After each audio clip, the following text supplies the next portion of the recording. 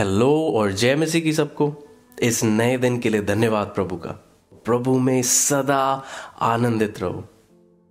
क्यों ना हम फिलिपियों की इस शिक्षा में आगे बढ़ें। फिलिपियों 3 अध्याय उसका 17वां पद, उसमें लिखा है, हे भाइयों, तुम सब मिलकर मेरी सी चाल चलो और उन्हें पहचान रखो जो इस रीति पर चलते हैं जिसका उदाहरण तुम हम में पाते हो। यहां पौलुस हमें प्रोत्साहित करता है, उस जीवते उदाहरण पर तुम चलो जो स्वयं उसने हमारे सामने रखा है। इतना ही नहीं, वो कहता है ऐसे लोगों से भी सीखो जो हमारी इस चाल चलन की रीति पर चलते हैं। तो इसका क्या अर्थ है? ये क्या समझा रहा है? ये कह रहा है अपने अगुओं से सीखो। सबसे पहले कहता है जो उदाहरण मैंने तुम्हारे सामने रखा है उसका तुम पालन करो। और फिर इतना ही नहीं कह रहा, अपने आसपास देखो, अपने भाई बहनों को देखो, मसीह में जो तुम्हारे भाई बहन हैं उनको देखो। और वो कह रहा है उनसे भी सीखना जरूरी है, उन्हें पहचानो अगर वो इस रीति से चलते हैं। तुम्हारे अगुओं को पहचानो अगर वो इस रीति से चलते हैं। जो उदाहरण मैंने तुम्हारे सामने रखा है तो उनके जीवनों से भी सीखो। अपने आसपास और मसीह में जो तुम्हारे विश्वासी भाई बहन हैं उनसे सीखो, जिन्होंने अपने जीवन में ठान लिया है कि वो भी इस उदाहरण के रीति अपनी चाल चलेंगे।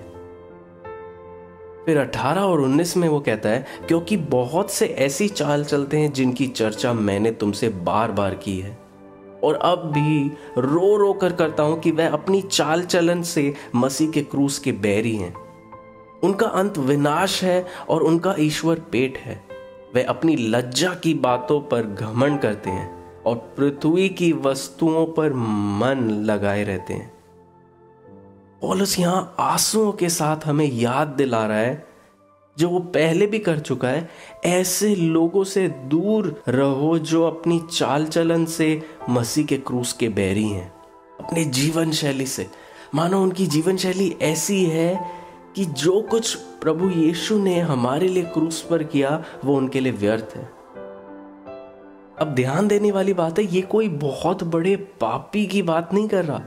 ये ऐसे लोगों की बात कर रहा है जो इस सुसमाचार, इस संदेश को लेकर चलते तो हैं, जिनमें ईश्वरत्व का एक रूप तो है, पर उनकी चाल चलन खराई की नहीं है।